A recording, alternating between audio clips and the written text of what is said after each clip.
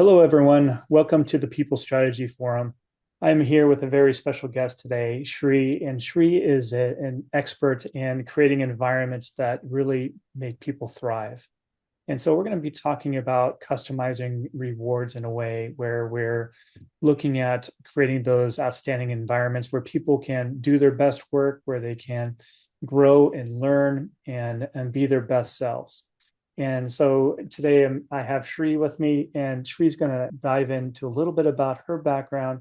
And so as we get to know her. So welcome, Shree. Thank you so much for having me here, Sam. I'm excited to chat with you, go a little bit deeper. Yeah, in terms of my introduction, hi, I am a researcher, strategist, and a designer, actually. So I come to this work with a perspective of continuous iteration and co-creating work environments with the people who are going to be impacted by this. So why do I bring this perspective? Majority of my work is actually focused externally facing. So I work at Optimistic Design. We are a consulting firm focused on designing better services, strategies, and technologies for people who have the least access to power, people who are underserved currently by the systems, by technology, either in education, healthcare, impacted by climate, or just in the general social impact space. And some of the tools that we leverage in that work is really focusing on doing deep research, right? We talk to the people who are most impacted by this because we recognize that innovations come from really understanding those underlying needs. We can go to the people who already make those decisions and talk to them. They're going to have a very different perspective because they're not in the weeds of the work. And then we use that to actually generate ideas for better services, better solutions, better technologies with the people who are going to be impacted by it. Again, this is different from a lot of other research that happens where research is done on people, right? Observations. So you can think about this within your organization, like, are there people dedicated to doing this research who go out, talk to people, but then come back and decide what that person meant instead of just like leveraging your employees to be the ones designing the solutions with you, right? And so we really recognize that by looking externally, using those similar skills and applying it internally allows us to create more innovative, more approachable programs and services for employees. We have part of the journey of getting from like being very external facing, being really directly working with people who are impacted by services. We work a lot with education technology companies. We work a lot with social impact companies. And we recognize that, a lot of times for the teams to be able to have the impact that they want to have, they need to have internal processes, values, and culture that enables that. A lot of times what we do in companies is we say, oh yeah, we want to do this really great thing. Or, we've been working on this technology. We wanted to serve more people. We want to do good. But you're using the same mindsets, the same perspectives in a space that is different, right? Mhm. And so what we recognize is that internally there needs to be changes to like mindsets, processes, and the tools that are available for teams to be able to have better impact externally, more impact that's values aligned or a broader impact.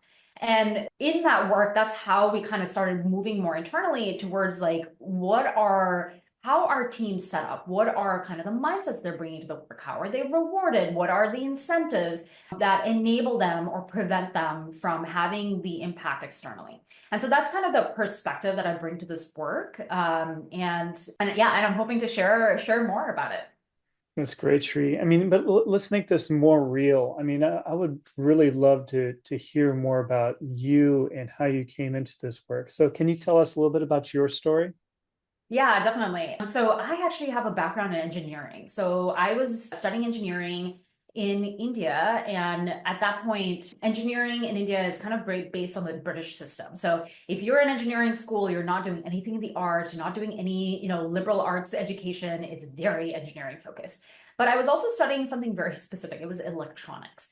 And it was so detached from the customers that it was going to serve. I'm building these like circuit boards, learning about these very specific things. And I'm like, I don't know who's going to use this. Like, where is this going? At the same time, I happened to also be doing theater. This was like outside of school, right? Like I was pursuing theater as like, I want some joy, I want some movement and human interaction in my life. And that's when I started, and a lot of theater that I was doing was children's theater. And we were building these sets and these elaborate environments and using like shadow puppetry and music and language in ways to like engage students. And I was watching students get so deep into the story. Yeah. You know, we are not, you know, we were playing like animal creatures, you know, like all of these fun things. And the kids are really drawn to it. And so I was really amazed by how storytelling and creating these immersive experiences can be so exciting. So once I graduated, what I wanted to do was I wanted to create immersive experiences for people using technology. That's actually where I started. And I worked in a couple of startups only to realize like, oh, I needed to fine tune my design skills, because when you work in a startup, you are the designer, you're the engineer, you are the manager, all of it. And I was like, okay, I'm just out of undergrad. I need to be able to like refine my design skills. So I went to design school, and design school ended up being broader than what I expected, actually. So design school gave me the skills to really think about problems in the perspective of the people who are impacted by it. So I was learning how to do research with a variety of different methods, right? So there's interviewing. You can talk to people. People talk a lot about focus groups. A lot of teams do focus groups, but what happens in focus groups is like the loudest voice will end up influencing everyone else. Right. So, you know, in research, like what I started learning is like we all have these underlying mindsets. We have these behaviors, we have cultural values that we bring, but a lot of times we don't always have the space to talk about it. It might not come out in the interviewing. So what I've been doing is like leveraging different methods to be able to get to those underlying needs, right? And I'll connect this to how this all connects back to the work that I'm doing now. But from design school, I started working in big tech companies. I wanted to, you know, at some point I was like, okay, I'm designing more products for people who already have things.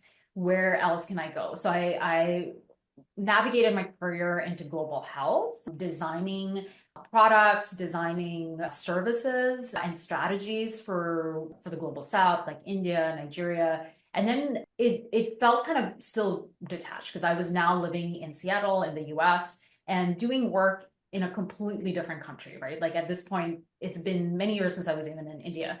And so I wanted to do something more local. So I switched to working in government, and I was tasked with supporting Washington state government's strategy around prevention of youth homelessness. This is for, you know, minors and people under the age of 26, and really understanding like why are people experiencing housing insecurity? What is causing it? Who are the people who are experiencing housing insecurity at a disproportionately high rate? And what are the differences in that experience? Does it change regionally? And then how do we actually design a service or solution around this? A lot of times in these kinds of like strategic directions, organizations get input from stakeholders who already have access to power. So leadership, you know, people who are in the system. And a lot of the solutions that came out were like, let's build different kinds of housing. Let's build housing for foster youth. Let's build housing for like young people who are leaving juvenile detention, and let's build separate housing for young people who have behavioral health issues. So that was kind of the ideas that had already been presented by the time I came in. Hmm. And I decided to take a pivot. So instead of saying, let's start with stakeholders who are in the system, I said, why don't we co-design these solutions with the young people who are experiencing housing insecurity, who are actively experiencing housing insecurity, who have previously experienced housing insecurity. I also spend a lot of time understanding the larger system. I talk to advocates, I talk to people within the system to better understand, okay, who are these systems serving, who are they not serving, right? And these systems maps can also help within organizations. If you are trying to understand like, why are we not getting to the outcomes that we want for the people? Do we have retention problems? Is what is actually happening within your system, right? And using that as a way to better understand, okay, these systems like foster care system are not really set up to center young people. And they're set up to center the system. So they, you know, a lot of times they're set up to center the case manager themselves instead of the young people or the families who are impacted by this. So by co-designing these solutions and the strategy with young people, we got so many different solutions. They were actually surprisingly not around housing. They were around services that young people needed to help them transition, right? So a lot of times when we are so far away from the actual experience, we build out solutions that are not actually even helpful, right? So when we don't talk to our employees, we don't talk to people within our organization, we're starting from a different place. It's like, oh, I think this would be great. And then that's not actually what's going to be helpful. So that I developed a couple of other strategies, including like more primary prevention for housing insecurity in the state of Washington, which was implemented. This was all co-created with young people and caregivers. We also understood like a lot of times who else is not invited to the conversation, right? So sometimes when we're in companies, it's we talk to leadership, we talk to managers. We don't talk to the intern. We don't talk to, the janitor, like the other people who are still building out the experience for everyone. And since then, I've been at Optimistic Design. I've been leading a small team of researchers and designers and bringing in some of those perspectives from when I worked in government. So one of the other things that I did working in state government was I had a very unique role. I was positioned as a strategist, an external strategist. So I was working between two completely different departments, which was the Department of Commerce and the Department of Children, Youth, and Family Services. So the second one encompasses foster care, juvenile detention in the state of Washington. And part of the work was I recognized like people want to do good, right? Like they want to have better impact. They want to support young people. However, they're not always set up in the right way to be able to enable that. So what I ended up doing was I ended up doing a lot of culture work internally for the team that was focused on adolescent services to better understand, to bring everyone together to co-create their culture within their organization so that they can influence and support young people outside. And this comes back to my first point around like, how do we, really recognizing that internal culture, mindsets, and tools impact the kinds of work we do externally and the impact we have. So I bring that perspective to Optimistic Design, where we work with tech companies. I mentioned VC firms, social impact companies, healthcare companies, helping them achieve kind of the impact that they want to have externally. We can help them with research, we can help them with design, we can help them co-design these services with people, but we can also help them look internally and think about, okay, what are the structures that you need to be able to enable that external impact? Right.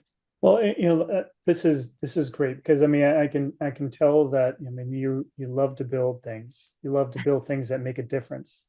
You care about people. You want to make sure that this solution works. So tell me a story about how Optimistic Design does this.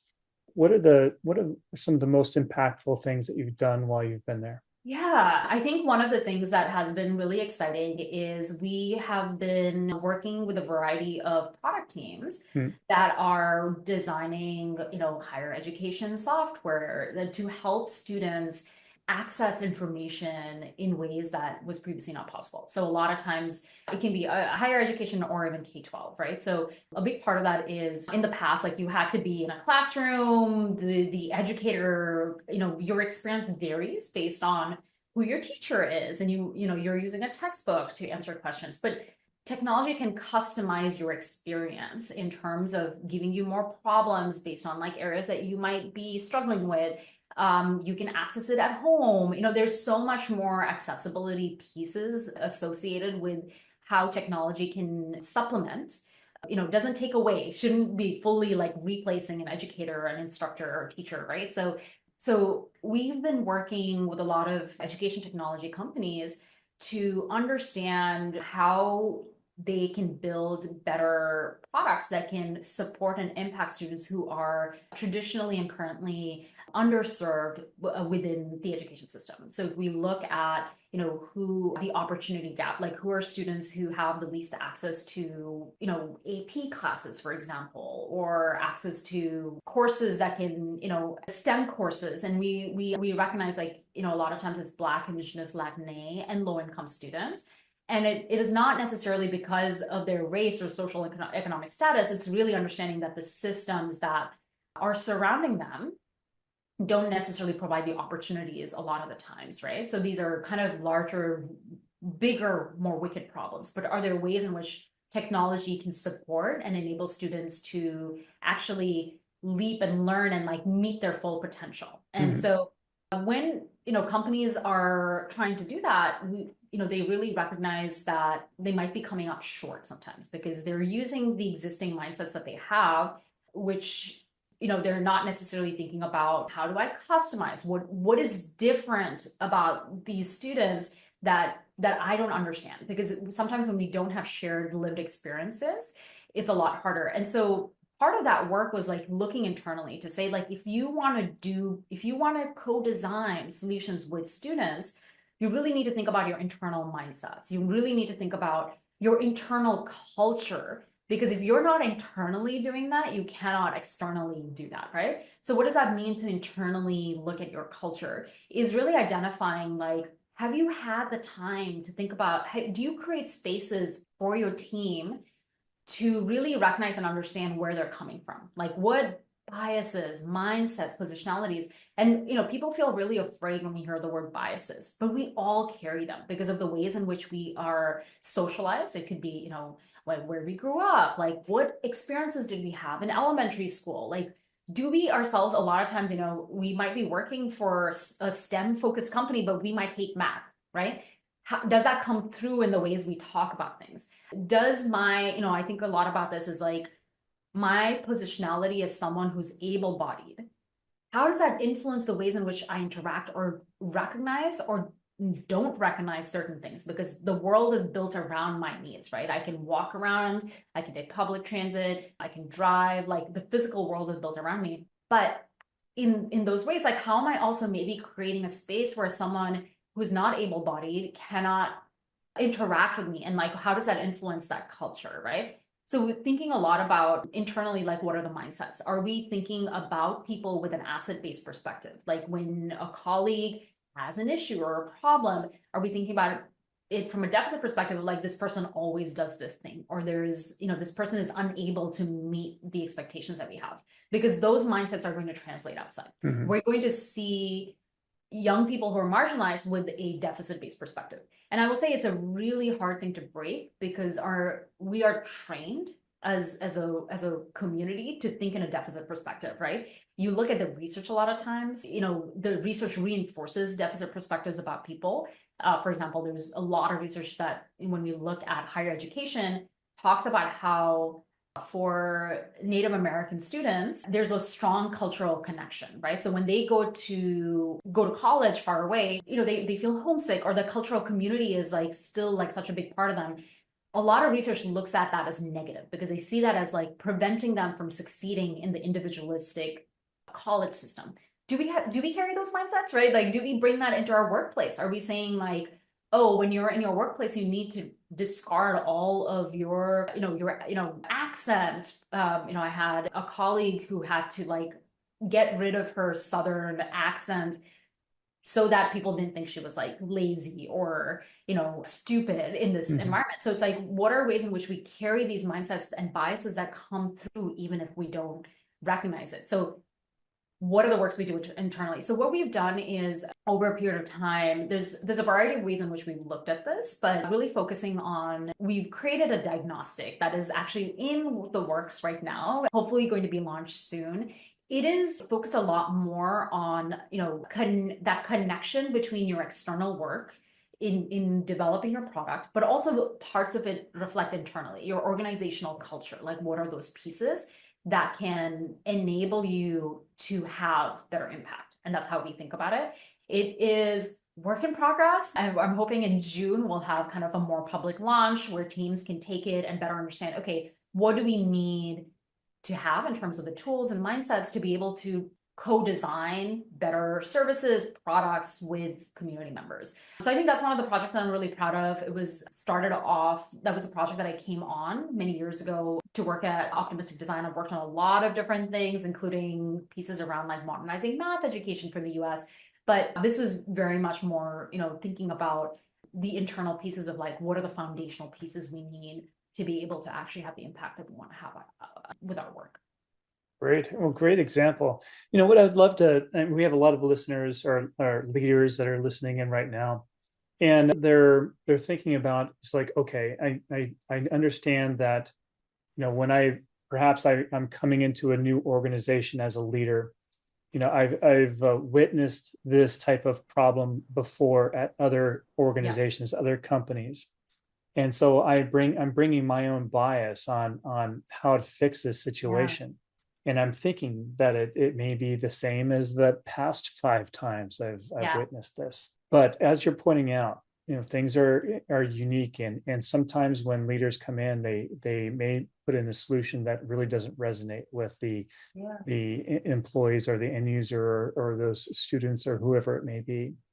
And so, can you kind of dive in a little bit, and you kind of touched on this a little bit with focus groups and so yeah. forth.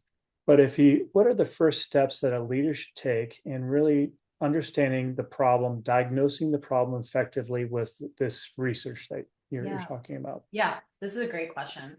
I think one of the things to recognize is like, yes, we bring a lot of experience like that. And I want to validate that. That is still extremely valuable. And there's a piece of it is like being able to check our bias, like you were saying, is looking at other information there is about these things, right? So that's a way to like remove our blinders and understand, okay, what else? What are other ways this could be perceived, right? So if you're seeing like not a lot of team members at this level are staying in your organization and you're like, check, like I've done this before. I need to think about rewards and these kinds of things. This is good. But really recognizing any system that has human beings is a complex system. Hmm. There's going to be different internal incentives. Not everyone is going to be motivated and will want to persist based on specific incentives, right? And have you actually mapped those out?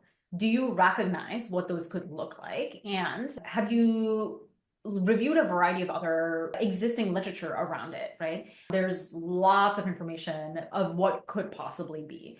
And we also recognize people are evolving as human beings. Our needs are changing as a culture, as a society changes, our needs and things change as well, right? Like even just pre-COVID to now, we 5 years, you think about the culture and incentives that people have are going to look very different. So in that case, I think what you were, hinting at is like being able to check your bias. It's not that it's inaccurate completely, just throw it out the door. It's like have it in the background, have it mapped out, but also have the other possibilities of what else this could be, like, bringing those pieces into it. And then, like you were saying, like actually having those conversations. When you have those conversations, you have to recognize there's going to be a power dynamic. Mhm. So if you as the leader is going in to talk to people, will people actually tell you the truth? Right. Right. So a lot of times, part of what I mentioned in the previous thing of like companies recognizing their own positionality, their socialization, how are they coming to this work? What are the ways in which they have different perspectives because of higher education? A lot of us work in the space. We have like, access to undergrad. We have to have access to undergraduate degrees. Some of us have masters and PhDs, right? At that point, we have so much more power within that system and people will react to us differently. So part of doing this work is like, how do I reduce the power dynamic within this? Mhm. Does this mean you have to have someone else go in and have those conversations?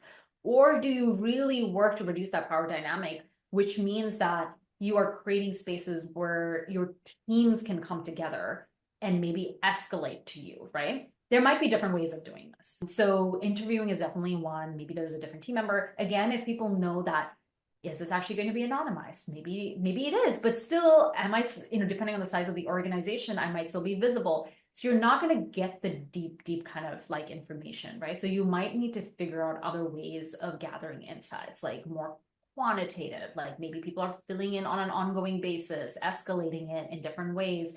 Maybe there are other team members that you can leverage to have these discussions and bring that back, but also recognizing they might put their own bias on it. They'll say, this person said this, but I think they meant that, right? I'm not saying that this is not doable, right? Like sometimes when people hear kind of those barriers, they're like, let me go back to what I already know. I've done this before. Let me just implement the exact same thing.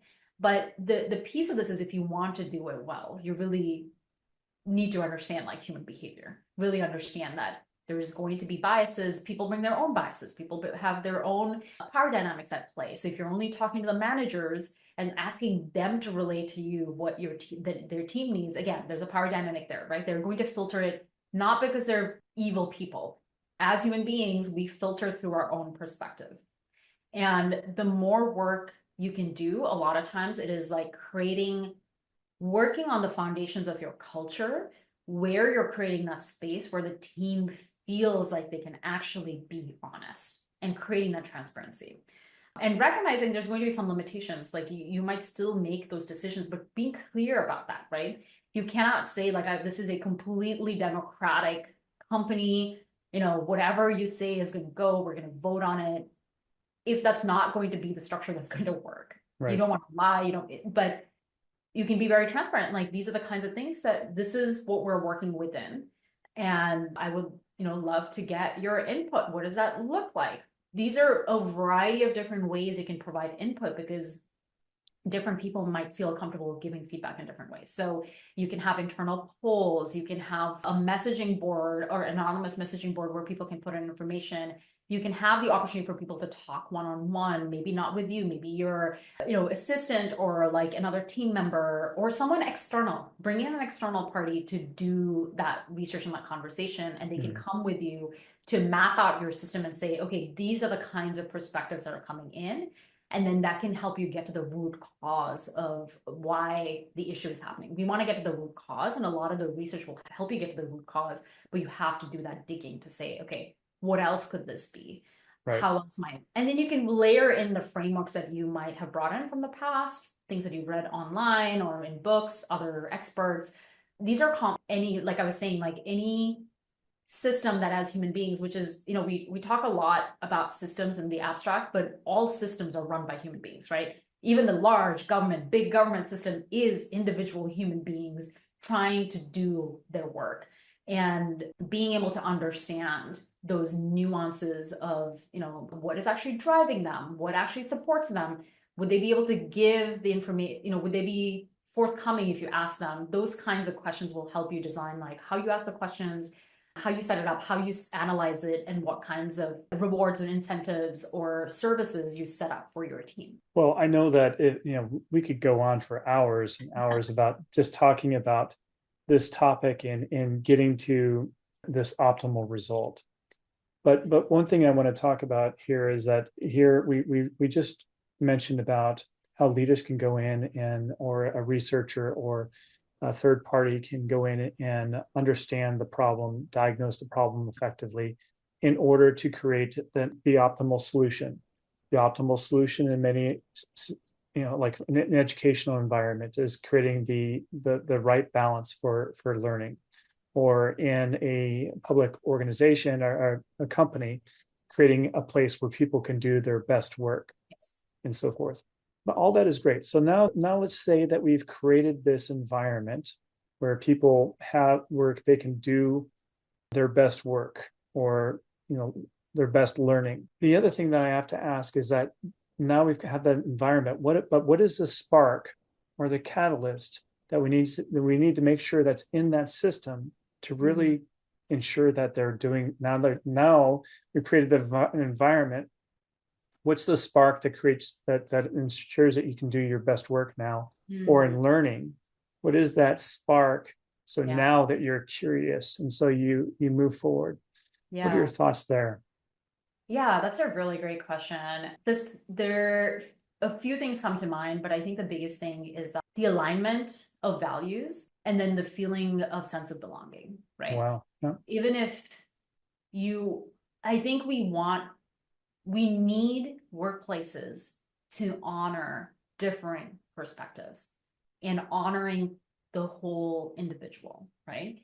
We want workplaces to have a culture where people can come in and be valued for who they are, but everyone as a whole feels a sense of belonging. There's a common thread and a connection. And one of the ways that you can do that is like once you've done the whole piece of, finding the root cause, and then really thinking about, can you co-create that culture, that sense of belonging with everyone on your team or your organization, versus it being more top-down. Yes, at some point the implementation will be top-down, but are there ways in which you can really understand make it also transparent. Like, what are the issues that you're seeing? What did you learn from your root cause analysis, your problem finding, define the problem, and really creating a space like, how can we create a culture that honors, supports, and creates a sense of belonging for everyone? And that's the same actually we've seen in education as well. For instructors who have better outcomes for all students, they are actually creating a space where there is a sense of belonging. And the one other thing that's coming up, because I brought up education, is also for students, we recognize like the ability to reflect on their learning. So metacognitive tasks also support learning. And I think the same thing applies in a workplace. So a lot of times when I'm working with my teams, I do create a space where they are reflecting on their experience. They're reflecting on their learnings, they're reflecting on their experience. So that can also deepen that sense of belonging, right? And if there are issues, they can escalate that. And you want to continue to be transparent, and that helps people really feel like, okay, I can make a difference internally, I'm values aligned, and I feel like I have, someone has my back here, and Mm-hmm. that's what you want people to experience. One thing that just as something that's happened recently, I mean, if you just think of some of this Apple product that came out, the Apple Vision Pro came out like a year ago or whatever. Mm-hmm. And so totally cool thing, right? I bought one myself, put it on, you have this immersive environment. You're like, wow, this is something that's really special. Yeah. And then you enjoy it for a while, and you're just like, okay, well, now what? Yes. Now what is the catalyst? What is the inspiration? What is the reflection that is going to bring this more value? What is the spark or discomfort or thing that's going to want me to do the next thing with this amazing environment? Yeah. And I think that's what educational institutes are looking for, what businesses are looking for, Yeah. is to create that optimal environment, and then to tell their people, okay, now what? This is what we're going to do next. This is the spark that is going to take us to the next level given this environment. Yeah. So I'm really glad there's people like you out there that can solve this for organizations. Yeah, well, I'm glad to have shared this, and thank you for the thoughtful questions. That was helpful in articulating some of these thoughts that have been in my brain. Yes. Well, thank you so much, Shree. Now, I know that optimistic design is doing many things, but what are the things that are in the future for you, for our leaders that want to ask you more questions or track what you're doing?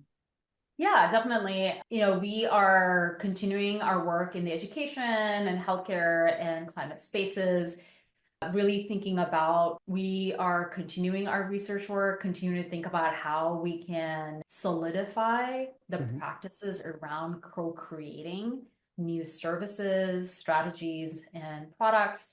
So if anyone needs to find us, we're definitely optimistic.design. And we've been publishing a few case studies and things that we've been working on. We have some toolkits on there as well.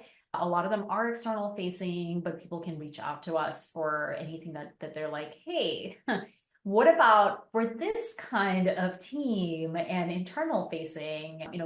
We're happy to support folks. I did want to mention one thing. My manager, Cheryl Kababa, has a book called Closing the Loop. It is a systems thinking book. It is focused on designers. Even if you're not a designer, you are a leader, you're designing better systems. There are tools inside the book, like it's very hands-on. There are tools inside the book that you can use to say like, okay, if I'm thinking about figuring out the root cause within this larger like organizational system where there's all of these like nuances, I think it's a great place to start because it simplifies that perspective, and it's a great tool to add to your toolkit as well. Great. Thank you so much, Shree. No, I really enjoyed this conversation, and I have to thank you. I mean, I just love being in the same virtual space as you. I just feel smarter as a result of this conversation. So thank you so much for your time today. Thank you so much for having me. Yes. All right. To all you out there that are listening in to the People Strategy Forum, we'll see you next week for another great conversation. All right. Take care.